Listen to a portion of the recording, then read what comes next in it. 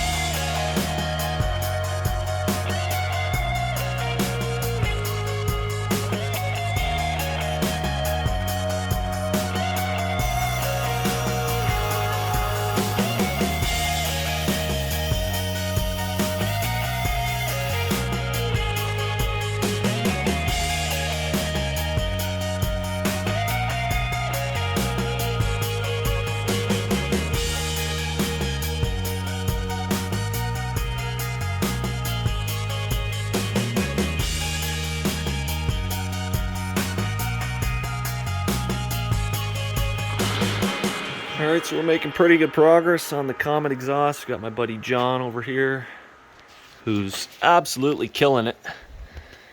Got the driver's side all done. Look at those welds. Welds are alright. The welds are beauty. What do you mean? They're beautiful. So now we're just mocking up another 45 for the passenger side. This is going up to the header flange, so we got to get another steep angle in order for it to connect to the straight pipe. So we need another 45 here, and then it'll shoot right to the back of the car and into the muffler. There's the straight pipe right there. But pipes are from LYELL'S Exhaust. This is the 304 and also the 304 90s. So Where's that from again? LYELL'S. Right, Lyle's. Looking good. Looking good. Appreciate the help, buddy. No worries.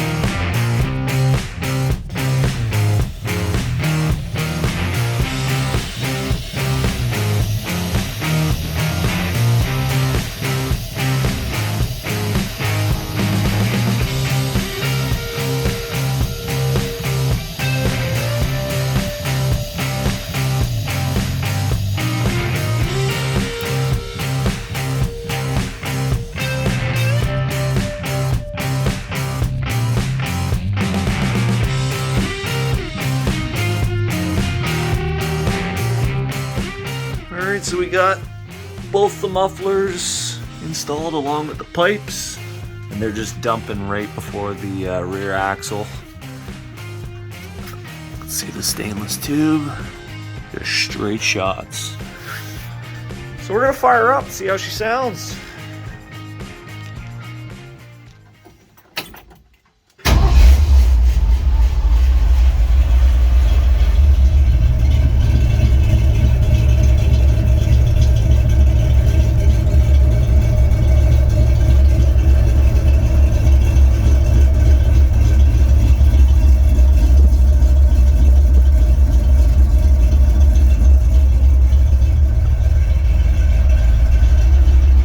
Shabby.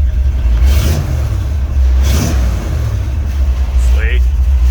All the stainless steel parts are rattling in the back, but I like the sound. It sounds pretty good with the Flowmasters 2.5-inch stainless steel tubes from LYELL'S, so all turned out well.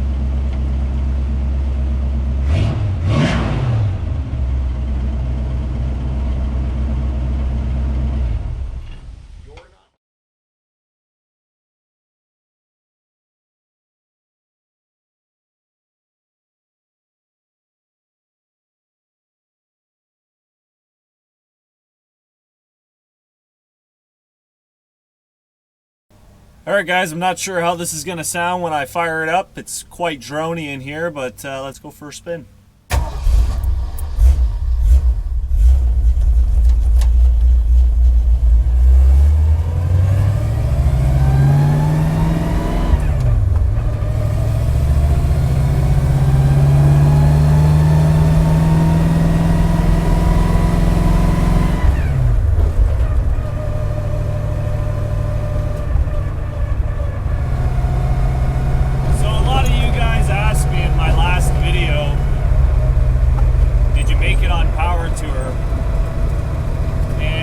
Unfortunately, I did not make it to Power Tour, not because the car wasn't finished, but because of border restrictions. So basically the border, it wasn't open, so I couldn't drive through the border. I could have flown into the States and had my car shipped into the States, which would have cost me good chunk of change, or I could have flown down into the States and driven someone else's car. But after going through all the process of working on this car and getting it going, I don't know, it just didn't seem right not taking my own car. So that's actually why I chose not to go. I had a ton of support from a lot of the guys, Dylan, Kevin, Derek over at Vice Grip Garage. They all supported me in terms of allowing me the option to take one of their cars, but in the end I just chose not to. But yeah, the car was finished 2 days before Power Tour, so I had more than enough time to work out a little kinks. Yeah, I drove it to a car show that night. It wasn't fun missing Power Tour. It's quite the time, and it's great to be able to hang out with the guys. But hopefully next year, trying to enjoy as much time as I can with the car as winter's quickly approaching.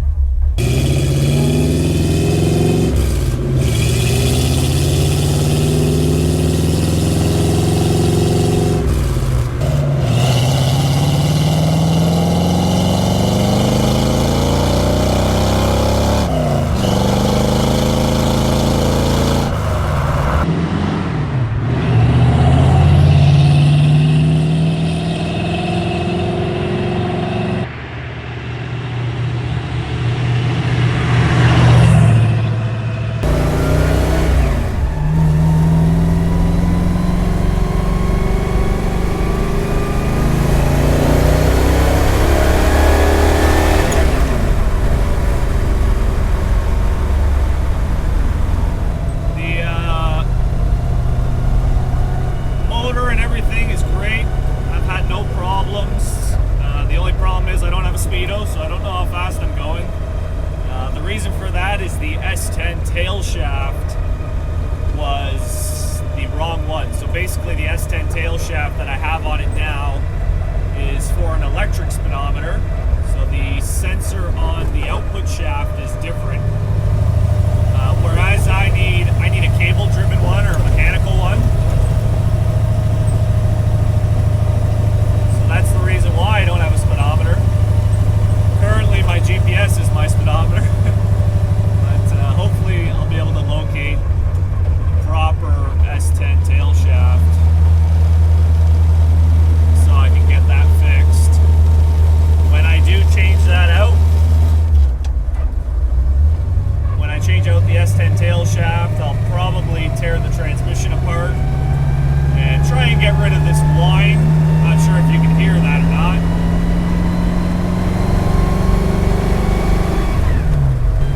Basically first through third,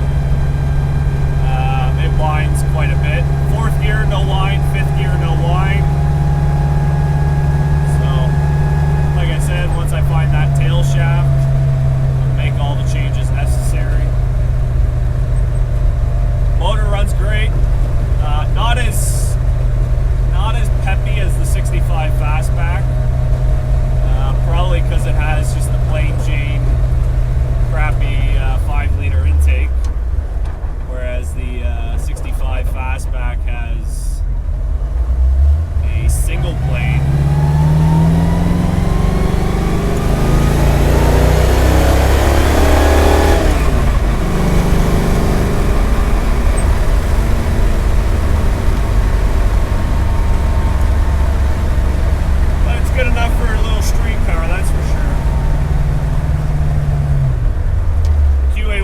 suspension is phenomenal. Quite the adjustability in terms of the shocks.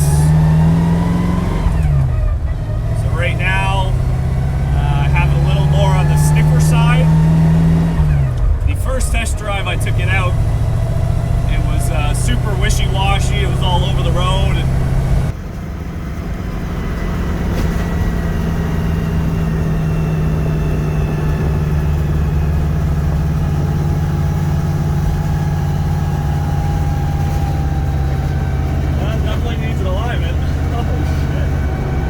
What's it doing? It's like pulling. That's why I think it's towing out.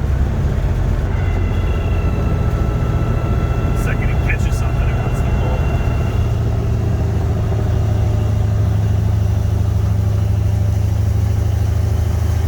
This is our Pikes Peak. You better. It's over in 20 seconds. You better have good brakes when you're going on the backside, though.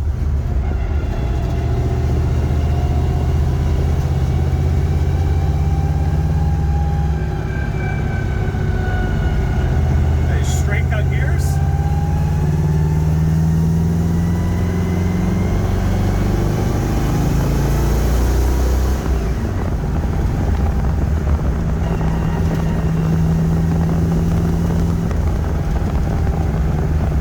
Then I realized it was all the way at the bottom setting. So then I cranked it all the way to like a 9 or maybe 10.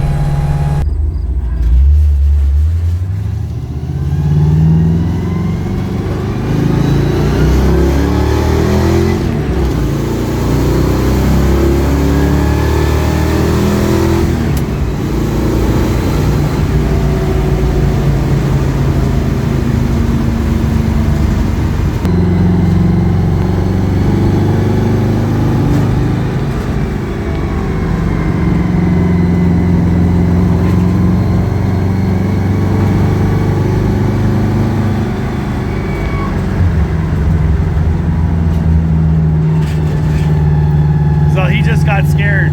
What the f is that? How's it feel?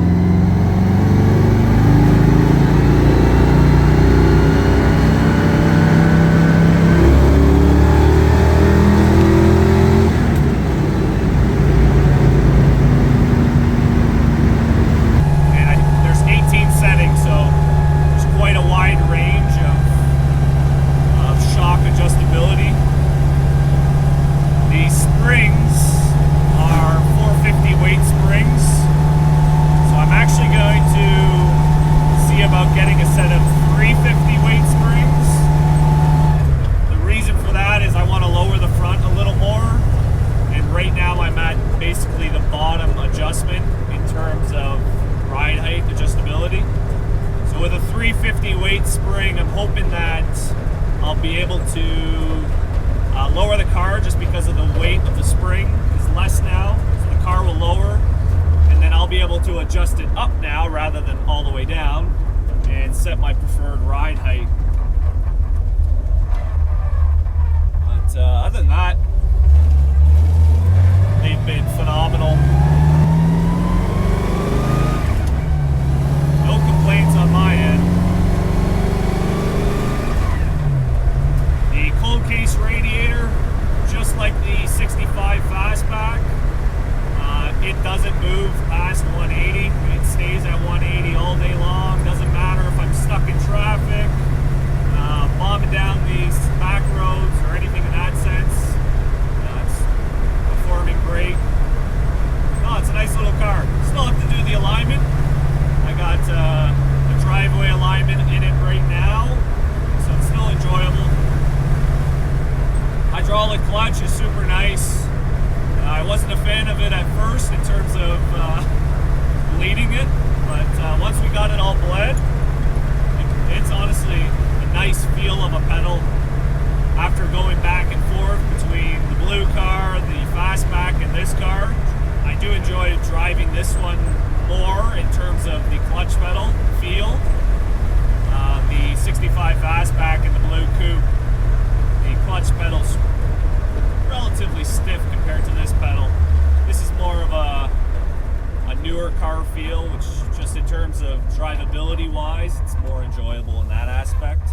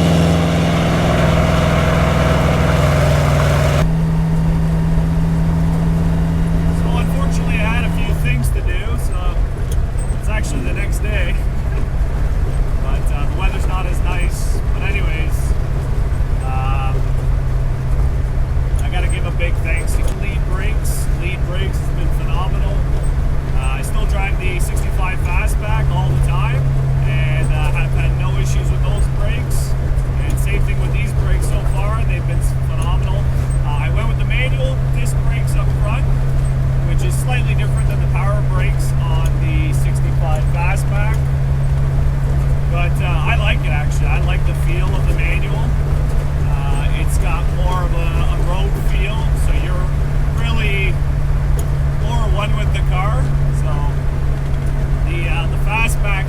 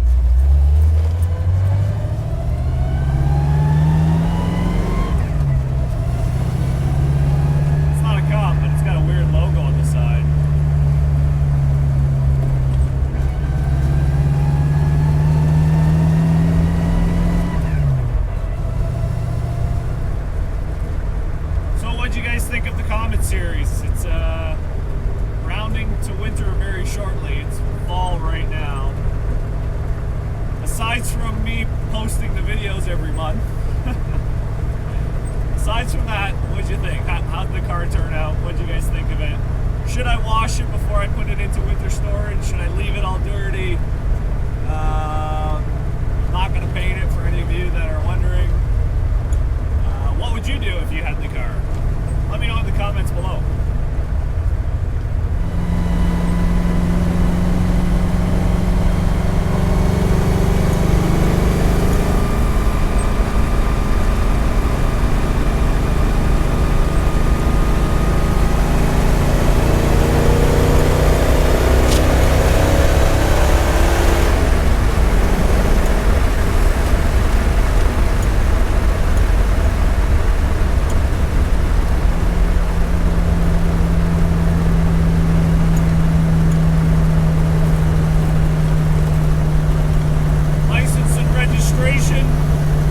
Excuse me, sir, do you know how fast you were going? No idea. Are you sure? Positive, my speedometer doesn't work. Ah, the good old country. Nothing like it. Nothing like it.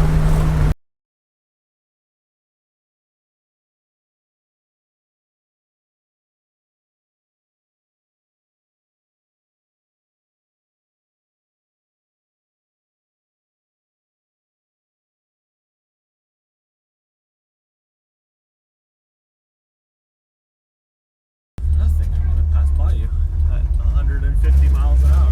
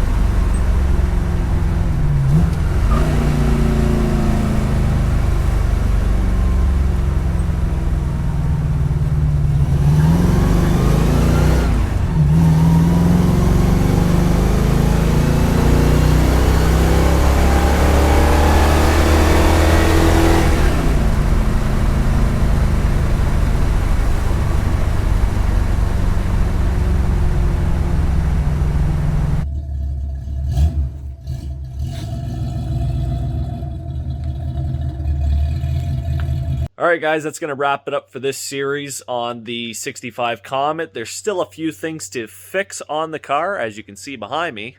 The parking lights are still on, even though the push button is off. So with that being said, I'm not going to show you those little things. I don't think anyone's too interested in that. But nonetheless, I hope you guys enjoyed the series. If you did, please hit that like and subscribe button to support the channel. This winter, there's going to be a lot more videos coming out and a lot more cars that we're working on. So as you see behind me, we got two coupes that we're working on. We got the convertible over here that I'd like to get finished. And we're going to have a couple more cars on the other side that we'll be working on. You'll have to stay tuned to see what those ones are. Anyways, guys, thanks for tuning in, and I'll see you next time.